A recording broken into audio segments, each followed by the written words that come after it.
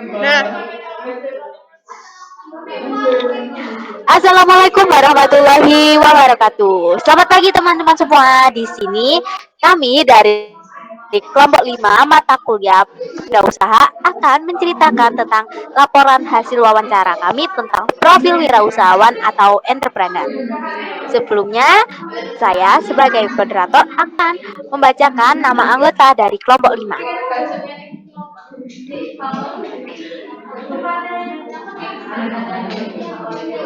Yang pertama ada Septia Luvita NIM 021, lalu ada saya sendiri Adini Dwi Rahmawati NIM 022, ada Andika Putra Kusuma NIM 023, Loven Tasya Diva NIM 024, dan Laurencia Ivanali NIM 025.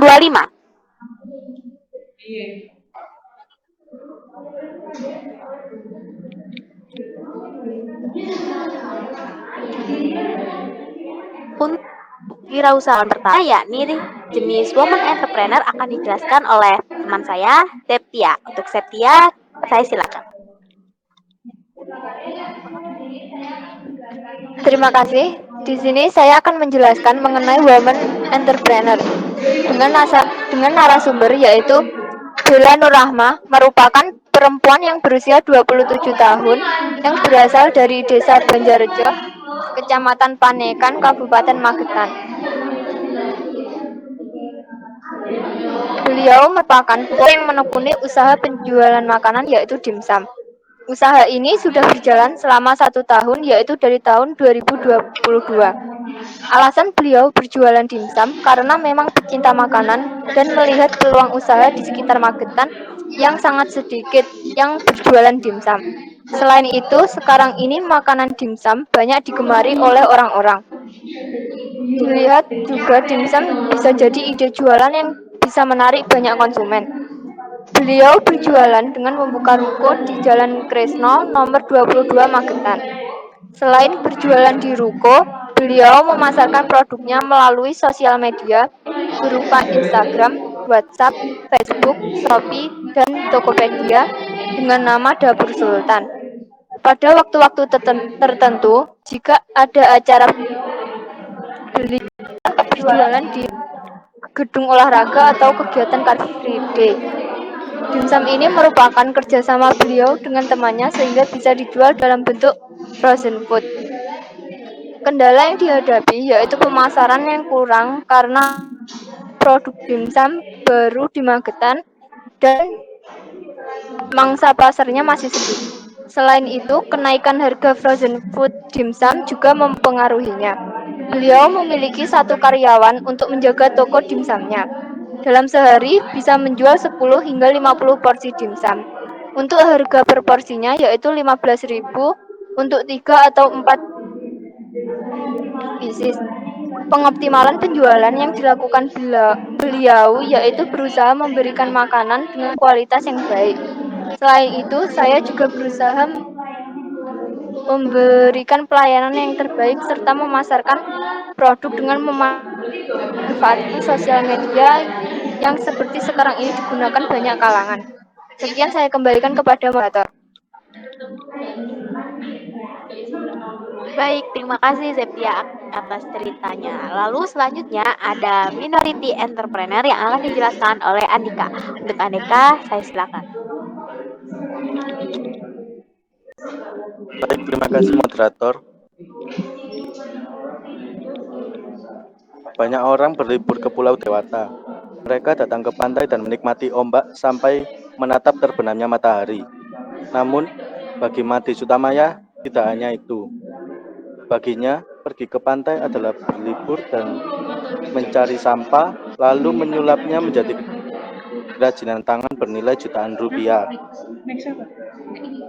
Pria asal Kuta, Bali ini berhasil memanfaatkan tumpukan sampah kayu bekas yang berserakan di pinggir pantai melalui usahanya yang bernama Kioski Galeri.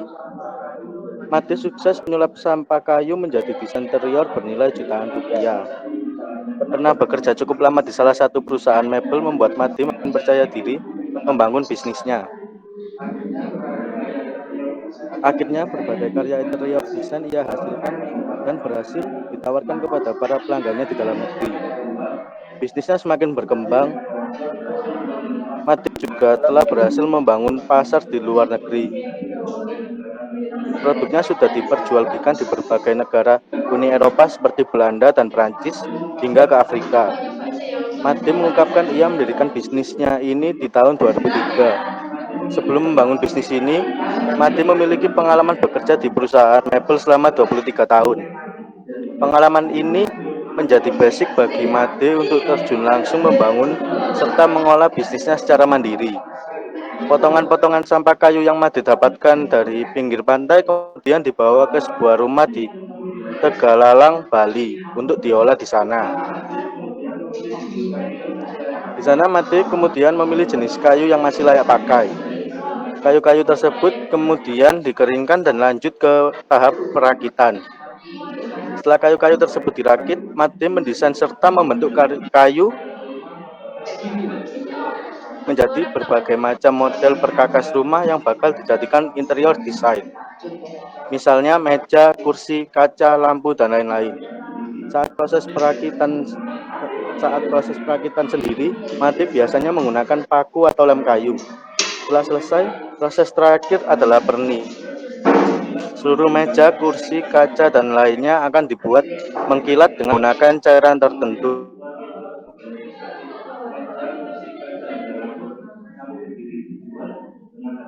Interior desain yang diproduksi oleh Made Sutamaya melalui kios galeri seperti meja, kursi, kaca, hingga lampu berdiri dijual dengan harga yang cukup terbilang mahal. Harganya berkisar antara ratusan ribu hingga jutaan rupiah. Barang pajangan interior desain seperti meja, kursi, lampu berdiri, hingga kaca rias yang dibuat Made Sutamaya melalui bisnisnya kios galeri kian tumbuh dan berkembang dan penjualannya kini sudah menembus pasar internasional.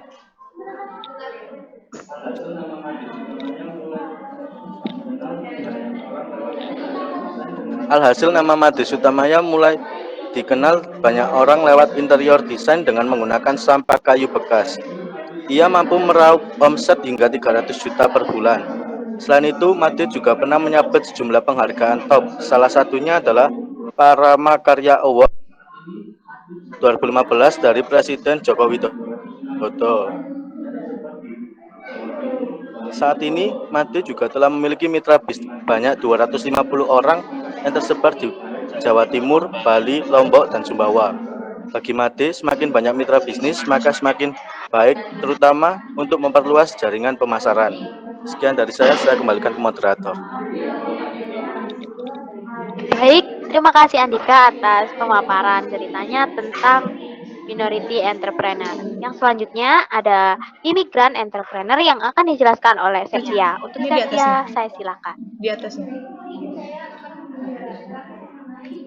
Baik, di sini saya akan menjelaskan mengenai imigran entrepreneur.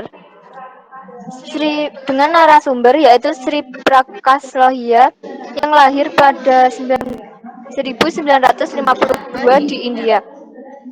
Ia saat ini menjadi warga negara Indonesia. Ia meraih gelar sarjana niaga dari Universitas Delhi pada tahun 1971. Bisnis yang membawa Sri Prakash Lohia menjadi salah satu orang terkaya di Indonesia adalah industri benang pinta yang didirikan pada tahun 1976. Melalui perusahaan Indorama di Purwakarta, Jawa Barat, Sri Prakash mengembangkan bisnisnya hingga saat ini. Alasan Sri Prakash mendirikan PT Indorama karena persaingan di bidang ini masih sedikit perusahaan yang mengerti mengenai petrokimia, di mana rata-rata orang fokus pada bisnis properti dan entertainment. Apabila persaingan mencapai ratusan bahkan lebih, otomatis pasar menjadi terpecah dan semakin sulit untuk memperoleh keuntungan yang besar. Berikut kata Sri Prakash Lohia. Kendala yang dialami Prakash dalam menjalani usahanya yaitu awalnya ia ragu melihat kondisi pabrik yang menyedihkan dan beroperasi jauh di bawah kapasitasnya. Untuk pendapatan yang didapat hingga akhir 2021, perseroan membukukan total aset 905,4 juta US dollar, naik dari akhir 2020 sebesar 763,85 US dollar. Aset tersebut terbagi menjadi aset lancar sebesar 400,2 juta US dollar dan aset tidak lancar sebesar 505,2 juta US dollar. Sekian saya kembalikan kepada moderator. Baik, terima kasih atas ceritanya dari Setia. Selanjutnya ada part-time entertainment yang akan saya ceritakan. Dewanti merupakan mahasiswa aktif UNESA dari program studi S1 Sastra Indonesia angkatan 2021. Dia merupakan salah satu mahasiswa yang juga berwirausaha dalam bentuk part-time. Dewanti bekerja sebagai mentor les privat murid internasional kelas 6 SD. Dewanti memulai pekerjaannya saat ia kuliah semester 3. Kesannya melatar belakangi Dewanti dalam pekerjaan ini adalah karena rumah dari yang dekat dengan kampus dan gajinya yang cukup untuk uang saku dan tambahan membayar kuliah. Ia bekerja setiap 3 kali dalam seminggu dengan durasi 90 menit di setiap pertemuan. Modal awal yang dibutuhkan Dewanti adalah pelatihan speaking berupa tes bahasa Inggris dan kuota internet untuk mengajar. Part-time tersebut merupakan salah satu-satunya pekerjaan yang Dewanti tekuni selama menjadi mahasiswa. Penghasilan yang Dewanti dapat sebenarnya tidak menentu karena tergantung berapa pertemuan yang diambil. Akan tetapi kisaran gaji yang ia dapat yakni sekitar 800.000 hingga 1.200.000. Dewanti bercerita tentang kendala yang sering ia alami. Ia mengatakan bahwa sulit membagi waktu antara belajar dan bekerja hingga kadang-kadang merasa kebingungan serta kesulitan terkait akomodasi yang mengakibatkan Dewanti sering pulang larut malam. Selain itu, ia juga terkadang sulit memahami kemauan muridnya dalam belajarnya, perlu kesabaran yang lebih dalam mengajar. Walaupun Dewanti merasa senang karena dapat berbagi pengalaman dengan muridnya. Dia dapat mengasah kemampuannya dalam mengajar anak-anak dengan pekerjaan tersebut. Selanjutnya ada home based entrepreneur yang akan dijelaskan oleh Lauren. Untuk Lauren, saya silahkan. Baik, terima kasih moderator. Home based entrepreneur ini saya ambil dari narasumber yang bernama Muhammad Nizar atau yang sering disebut Nizar. Merupakan kepala rumah tangga yang bekerja sebagai wirausaha dengan membuka bisnis rumahan yaitu Depot Chinese Food dan Catering. Depot milik Pak Nizar ini diberi nama Depot Masak Mini Wiyung. Pak Nizar membuka bisnis ini sejak tahun 2018 karena beliau memiliki skill dan basic di bidang kulineri. Pak Nizar membuka usaha jeripaya sendiri dengan bekerja sebelum menjadi karyawan dan tentunya tetap didukung oleh pihak keluarga. Modal awal untuk membuka usaha ini kisaran 10 juta dan kisaran penghasilan yang didapat per bulannya kurang lebih 15 juta, sedangkan perharinya sekitar 700.000. Dan dibutuhkan waktu sekitar 2 tahun untuk mulai kembali karena usaha ini adalah usaha rumahan yang tidak setiap hari mencapai target pemasaran. Peluang usaha ini menurut Pak Nizar yaitu berpeluang besar karena di bidang kuliner itu usaha yang menjanjikan sebab setiap orang membutuhkan pangan. Sama seperti usaha pada umumnya, usaha rumahan Pak Nizar ini juga pernah mengalami pasang surutnya karena setiap perekonomian setiap orang berbeda-beda dan pesaing juga ada. Usaha Pak Nizar agar bisnis yang ditekuninya dikenal masyarakat yaitu dengan mempertahankan kualitas dan pelayanan ramah tamah dengan customer, serta mempromosikan melalui media sosial WhatsApp dan diupload di Google Maps tempat usaha, menu, dan testimoni usaha yang dijalankan beliau.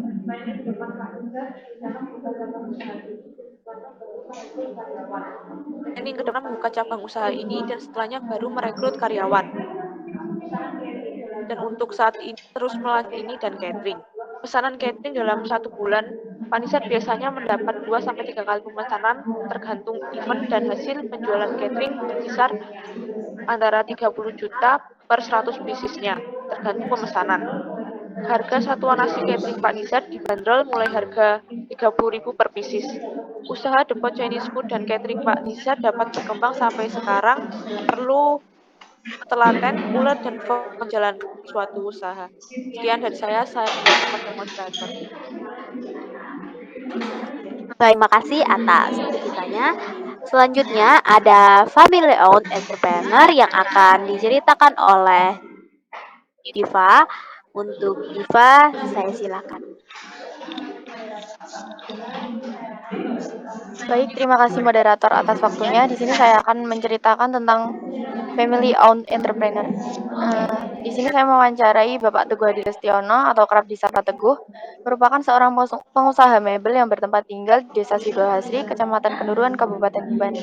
Beliau sudah menjalankan usaha mebelnya ini kurang dari 6 tahun.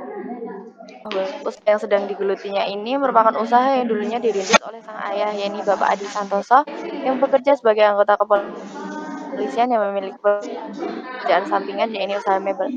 Sebelum usaha ini diberikan kepada sang putra, usaha mebel milik Pak Adi ini sudah ia dirikan sejak kurang lebih 18 tahun.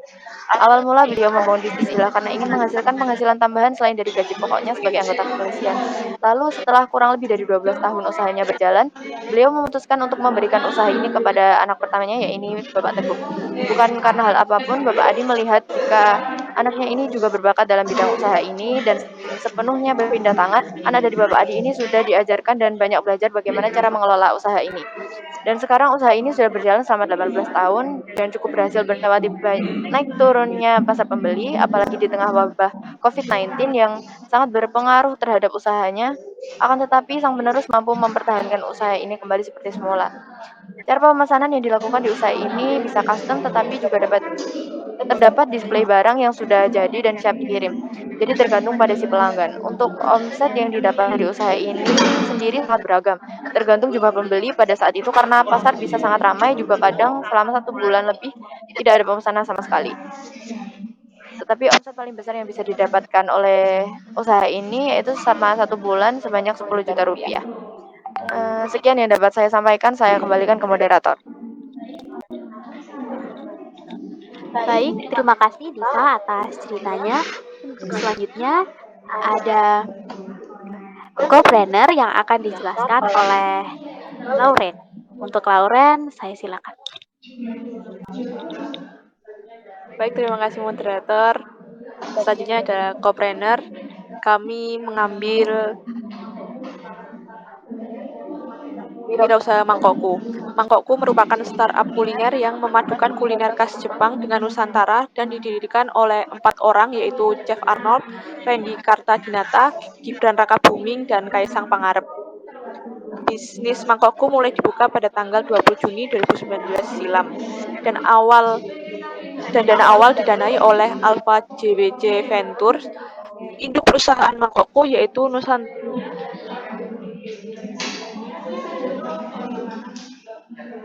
Culinary Company.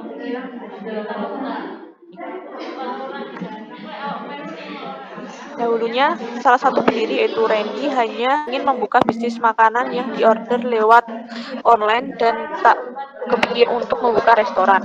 Namun setelah berbincang dengan ketiga rekannya yang sekarang menjadi pendiri Mangkokku yaitu Chef Arnold, Gibran, dan Kaisang, ketiganya malah menjadikan bisnis tersebut butuh waktu 3 bulan untuk mempersiapkan semuanya. Tujuan dibukanya untuk memperkenalkan makanan Indonesia global atau memperkenalkan ke panggung dunia.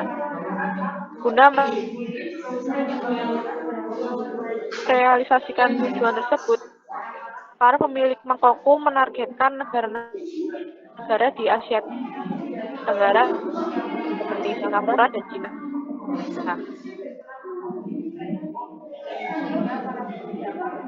Saat ini, bisnis Mangkokku telah menjalankan 54 cabang di wilayah Jabodetabek, Surabaya, Malang, Bandung, dan Solo.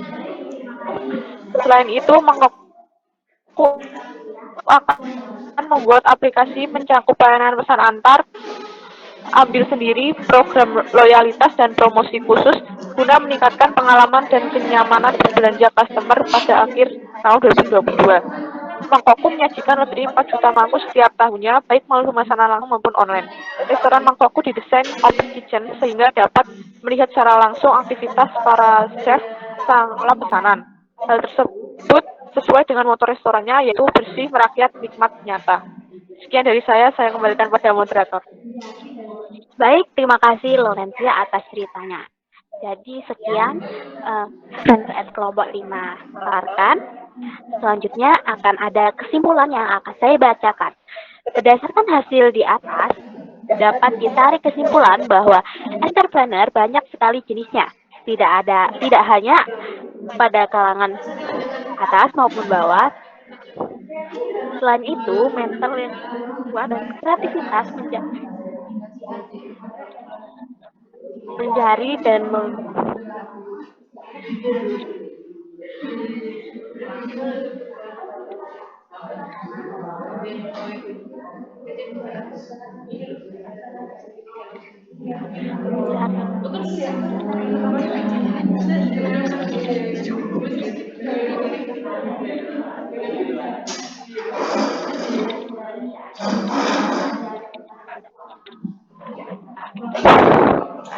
kreativitas mencari dan melihat peluang bisnis harus diasah agar dapat menciptakan usaha yang mengikuti zaman dan membuka lapangan pekerjaan untuk orang lain. Analisis peluang dan ketatanan pasar juga sangat diperlukan dalam usaha dari nol hingga berkembang. Hal penting yang dapat diambil agar dapat menjadi seorang entrepreneur sejati yaitu ulet, laten, fokus, dan yang terpenting harus berani dan ada tekad yang kuat. Sekian presentasi dari kelompok 5. Semoga bermanfaat. Wassalamualaikum warahmatullahi wabarakatuh. Kaplek. Aku. Lah nang ngono apa